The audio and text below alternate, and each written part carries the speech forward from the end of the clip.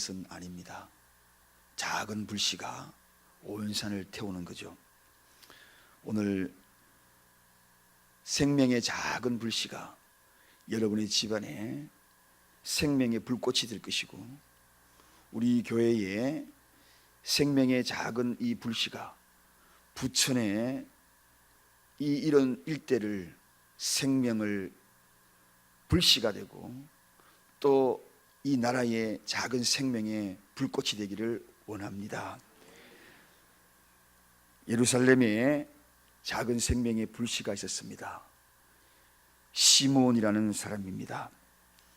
이 사람이 오늘 예루살렘의 생명의 불씨가 됩니다. 그 사람이 어떤 사람인가? 25절에 보니까 이스라엘의 위로를 기다리는 자다, 그렇게 소개하고 있습니다. 당시에 이스라엘이 얼마나 암울하고 얼마나 절망스러운 그러한 상황인가를 그대로 보여주는 한 대목입니다. 얼마나 힘에 겹고 어렵고 고통스러웠으면 시대적으로 이스라엘을 정말 하나님의 큰 위로를 기다리는 그러한 시대였겠는가. 이스라엘의 위로를 기다리는 자, 바로 이 사람 시므온이었습니다. 이 시므온이, 다시 이야기하면 이스라엘을 구원할 자 메시아를 기다렸다는 것입니다. 결국은 이 시므온이 예수 그리스도를 만난다는 그러한 감격적인 내용들이 오늘 본문에 소개가 되고 있습니다. 시므온, 여러 매튜라든지 많은 주석가들이 이 사람을 이야기하기를 우리가 잘 알고 있는 대로 가말리엘의 아버지 시므온이다, 이렇게 해석을 하는 사람도 있습니다. 그러나 그것은 단지 추론할 따름입니다.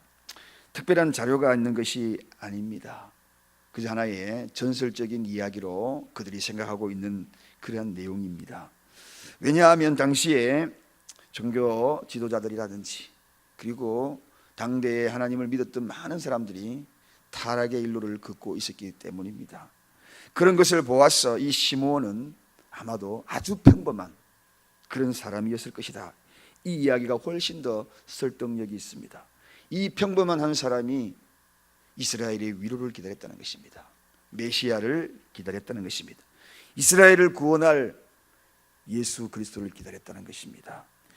하나님께서는 껍데기뿐인 그러한 믿음과 지도자들을 통하여서 위로를 그들에게 허락하는 것이 아니라 이 평범한 사람, 오늘 이 새벽을 깨우고 평범하게 살아가는 여러분의 삶 속에 이스라엘의 위로가 나타나듯 이 시대에 하나님이 우리에게 허락하여 위로자가 나타나서 여러분의 가정에도 위로가, 이 지역에도 위로가, 이 나라에도 위로와 기쁜 소식이 전해지는, 그리고 진정한 메시아의 소식을 접하는 그러한 시간이 되기를 원합니다.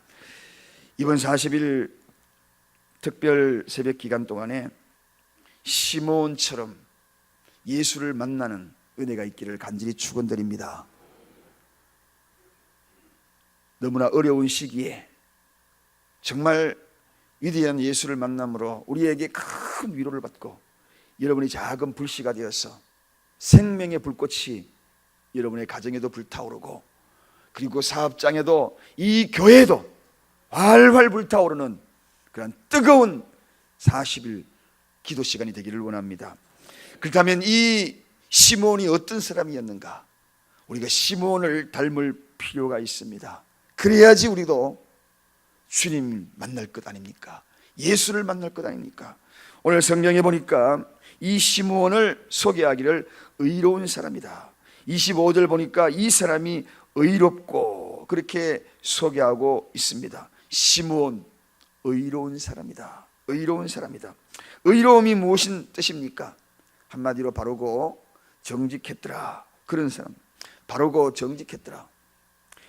유대적인 표현으로 이야기하면 율법에 명한 바 사랑의 원리를 제대로 지키고 나아간 사람이었더라. 그런 이야기입니다. 다시 다른 말로 표현하면 도덕적인 원리를 알고 있는 사람이다, 그런 뜻입니다. 의로운 사람이란 사랑의 원리를 알고 있는 그러한 사람일 뿐만 아니라 도덕적인 원리를 아는 사람이다. 도덕적인 원리가 무엇입니까? 오늘 쉽게 설명하면 이것입니다. 다른 사람은 아무도 없는 신호등 빨간불이지만 아무도 없을 때 슬쩍슬쩍 지나가는 모습, 그 모습을 보면서 아무도 없지, 나도 그렇게 하면 되지, 저 사람도 그렇게 하니까 나도 그렇게 한다고들 무슨 의미가 있으랴. 통념되는, 이 땅에서 통념이 되고 있는 그러한 상황, 그런 상황도 지켜나가는 사람이라는 것입니다. 저 사람은 그렇게 하더라도 나는 그렇지 않겠다는 것입니다. 이게 도덕적인 원리입니다. 저 집사님은 그렇게 해도 나는 그래도 그렇게 해야지.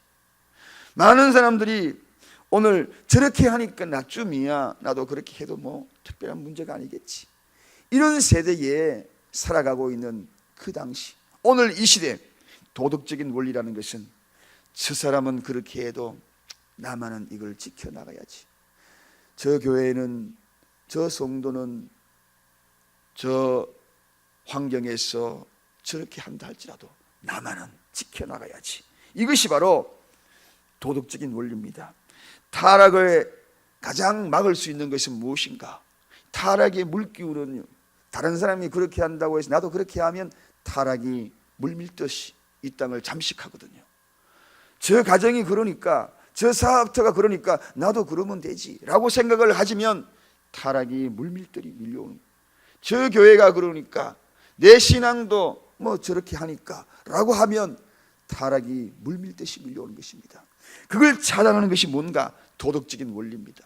저 사람은 저렇게 한다 할지라도 나는 이렇게 주님 안에서 예수 믿는 사람으로서 다르게 생활해야지, 다르게 생각해야지, 다른 길 걸어가야지. 그 길이 무슨 길입니까? 좁은 길이 아니겠습니까? 좁은 길이 아니겠습니까? 남들은 넓은 길로 간다 할지라도 나는 그래도 좁은 길로 가야지. 이것이 바로 도덕적인 원리인 것입니다. 이것이 타락을 막는 것입니다. 메시아의 소식을 접하고 예수를 가슴에 안고 예수를 만난 자가 누구인가? 시므온. 생명의 불꽃이 되기 위해서는 우리의 마음 자세가 어떤 자세가 되어야 되는가?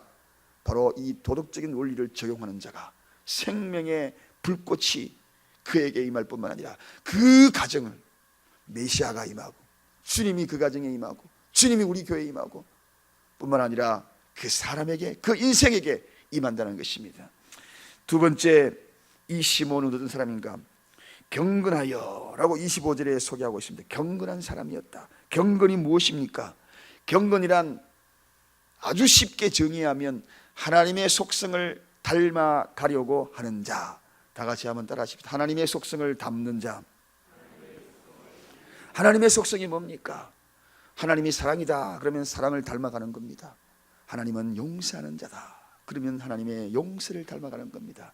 하나님은 용납하는 자다 그러면 나는 하나님의 용납하는 그 속성을 닮아가는 것입니다. 성경에는 하나님의 속성이 너무나 많이 소개되고 있습니다.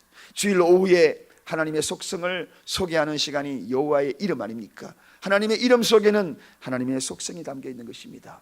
쉽게 말하면 내가 거룩하니 너희도 거룩하라. 그 거룩을 닮아가는 거죠. 이게 바로 경건입니다. 사랑하는 여러분, 경건이라는 것은 그냥 우리에게 다가오는 것이 아닙니다.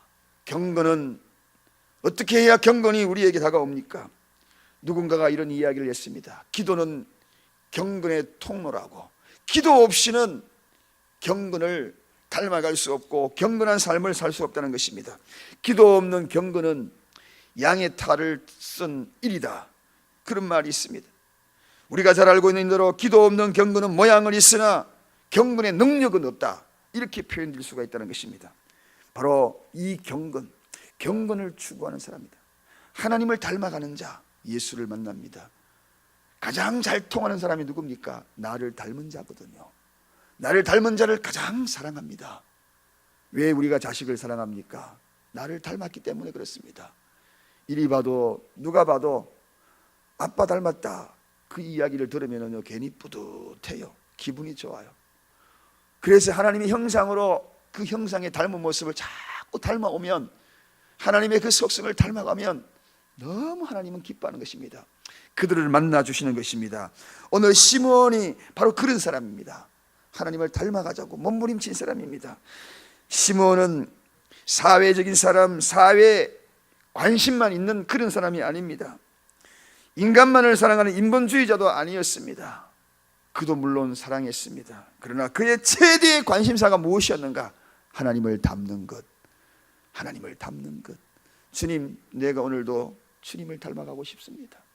주님이 제자들의 발을 씻어 주었듯 그 누군가에게 내 무릎을 꿇고 발을 씻을 수 있는 그런 섬김을 달라고 그런 마음을 가졌던 이가 바로 이 시몬이었습니다. 이해를 하려 그러면 그 사람의 눈높이에서 내가 무릎을 꿇지 아니하면 그 사람을 이해할 수 없듯, 동일한 선상에서 내가 다시 낮아지기를 원했던 그러한 모습의 소유자가 바로 이 시몬이었다는 것입니다. 그래서 그는 하나님의 온통 관심사는 그를 닮아오는 자가 누구인가 관심을 가지고 있는데, 바로 이 시몬이 그 하나님의 관심에 부합되는 사람, 주님을 사랑하며 그분을 닮아가려고 했던 것입니다. 주님 사랑해요. 주님 사랑해요. 말하지 않아도 표현도 못해도 내가 주님을 사랑하고 주님을 따라가기를 원합니다. 그런 자세를 가졌던 이가 바로 이 시몬이었다는 것입니다. 경건. 그렇습니다. 오늘 우리는 의로움을 추구하고 도덕적인 그러한 원리를 따라가는 것, 두 번째는 이 경건을 추구하는 자, 그들은 예수를 만납니다. 생명의 불꽃이 될 수 있습니다. 이 시대의 작은 불씨가 될 수 있습니다. 우리 교회가 이런 불씨를 살리십시다. 여러분이 주인공 되십시다. 부천에 예루살렘의 시몬이 있다면 부천에는 여러분이 있기를, 존재하기를 간절히 축원드립니다. 세 번째, 이 사람은 어떤 사람입니까? 25절에 보니까 이스라엘의 위로를 기다리는 자라 그렇게 소개하고 있습니다. 이스라엘의 위로, 나라를 사랑하는 사람이었다는 것입니다. 여러분, 애국자는, 성도는 나라를 사랑해야 합니다. 여러분의 기도 가운데에 나라를 빠뜨리고 기도하고 있다면 진정한 성도의 자세가 아닙니다. 중보 기도하면서 제일 먼저 기도하라는 것이 무엇이었습니까? 나라와 민족을 위해서 기도하라 그랬습니다. 그렇습니다. 이 나라가 소중함을 알아야 합니다. 이 나라의 존재가 우리의 존재와 똑같이 연결되고 직결되고 여러분의 가정과 사업터와 직결되기 때문에, 나라의 흥망생세는 우리 사업의 흥망생세와 마찬가지로 직결되어 있기 때문에, 그래서 새벽마다 우리는 나라와 민족을 위해서 기도하라고 하는 이야기입니다. 오늘 이 시므온은 그런 예국자였습니다. 이스라엘 나라가 어떤 나라였습니까? 얼마나 많은 외세의 침략이 있었습니까? 정말 초라했습니다. 나라 없는 그런 민족으로 얼마나 서러움을 많이 받았습니까? 종살이를 했습니다. 침략을 받았습니다. 강대국의 수많은 짓밟힘이 있었습니다. 우리나라도 많이 그런 어려움을 많이 당했지 않습니까? 삼면이 바다로 둘러싸였고, 그리고 그 가운데에 침입을 얻고, 지금도 열강들에 의해서 많이 힘들어하고 있는 나라입니다. 이스라엘의 역사가 치욕적인 역사라면 우리나라도 치욕적인 역사를 갖고 있다는 것입니다. 자기 민족의 비극을 안고 나라를 사랑하며 기도했던 바로 이 시므온, 이스라엘의 위로자, 이 나라의 위로자, 이 대한민국의 위로자. 우리는 이 나라를 위하여 기도하며 이 나라를 위하여서 간절히 이번 기간 동안에도 놓지 않고 기도하는 저와 여러분이 되십시다. 바로 시므온이 그런 사람이었다는 것입니다. 그 다음에 이 시므온이 어떤 사람인가? 오늘 본문에 계속해서 소개하는 이 사람은 정말 자기 백성을 사랑하는 사람이었다는 것입니다. 택한 백성. 사랑하는 여러분, 오늘 우리는 바로 이 기도를 해야 하는 것입니다. 하나님의 택한 백성을 사랑해야 합니다. 성도가 성도를 더 깊이 사랑해야 한다는 것입니다. 왜 그렇습니까? 우리는 주님 나라에서 다 만나야 될 사람들이기 때문입니다. 성도와 성도의 앙금이 있습니까? 미움이 있습니까? 담이 있습니까? 모든 것들을 이번 기회에 다 허물어뜨리기를 원합니다. 사랑하는 여러분, 주님을 만나는 가장 큰 비결은 여기에 있는 것입니다. 그래서 내 이웃을 향하여 기도하는 겁니다. 내 옆에 좌우에 앞뒤에 있는 사람을 위하여 중보 기도하는 것입니다. 목장별로 기도하는 이유가 바로 거기에 있는 것입니다. 그들의 눈물이 나의 눈물이요, 나의 아픔이요, 나의 서러움이요, 나의 슬픔이요, 그런 마음으로 기도하는 자, 그들에게 바로 주님을 만난다는 것입니다. 여러분, 이번 기도 기간에는 9번 이웃을 위하여 기도하시고 하나는 여러분을 위해서 기도하시기 바랍니다. 이것이 기도의 원리입니다. 그 기도의 원리를 따를 때 하나님이 응답하십니다. 내 기도 9을 하고 그리고 이웃의 기도를 하나 가는 것이 원리가 아닙니다. 십자가의 원리는 내 이웃을 내 몸과 같이 사랑하라. 하나님을 사랑하고 내 이웃을 내 몸과 같이 사랑하라 그랬습니다. 내 이웃을 내 몸과 같이 사랑하는 것은 다른 것이 아니라 오늘도 우리가 그들을 향하여 함께 울어줄 수 있는가? 그 누군가를 위하여 기도하다가 함께 울어봤습니까? 우리 성도들을 위해서 기도하다가 여러분의 자신의 아픔처럼 울어봤습니까? 그 눈물이 없었다면 여러분 그동안에 믿었던 그 신앙은 돌아볼 필요가 있습니다. 회개해야 합니다. 그들의 아픔을 가지고 한번 울어봤다면 그것은 정녕 하나님이 기뻐할 것입니다. 오늘도 그 누군가 얼굴이 떠오르면, 기도할 수 있는 그 얼굴이 떠오른다면 그리고 울어보십시오. 나의 아픔으로 울어보십시오. 주님을 만납니다. 주님을 만납니다. 그리고 오늘 마지막으로 시몬이 어떤 사람인가? 성령의 사람이었습니다. 오늘 본문을 가만히 들여다보면 정말 놀라운 말씀이 9절이 있습니다. 성령이 그 위에 계시더라. 성령이 그 위에 계시더라. 그 뒤에서 그 뒷배경이 누구인가? 이 사람의 뒷배경이 누구인가? 여러분의 뒷배경이 누구인가? 여러분의 사업투의 배경이 누구인가? 여러분의 환경의 배경이 누구인가? 우리 교회의 뒷배경이 누구인가? 나의 인생의 뒷배경이 누구인가? 성령이 그 위에 계시더라. 시몬이 그런 사람이었습니다. 기도 충만은 성령의 충만함. 그래서 오늘 보니까 성령의 지시를 받았다는 것입니다. 사랑하는 여러분, 성령의 지시를 받는 자들 오늘 어떤 일이 벌어지겠습니까?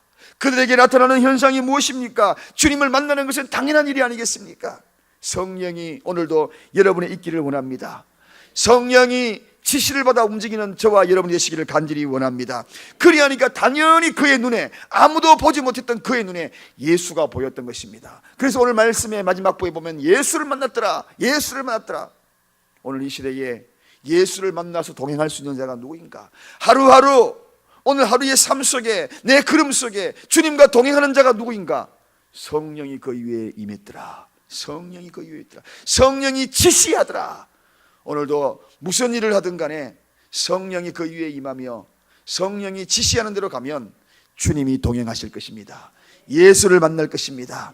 어떤 환경에서도 성령이 그 위에 계시는 이들은 오늘도 예수를 만나는, 그리고 주님과 동행하는 삶이 우리의 삶에 펼쳐지게 될 줄로 믿습니다. 옆 사람에게 인사하십니다. 부천에는 내가 있습니다 하고 인사하겠습니다. 예루살렘에는 시몬이 있었다면 부천에는 여러분입니다. 오늘 여러분이 도덕적인 원리를 가지고 경건하고 그리고 민족을 사랑하며 성령의 사람으로 하루를 출발해 나가기를 간절히 축원드립니다. 기도하겠습니다.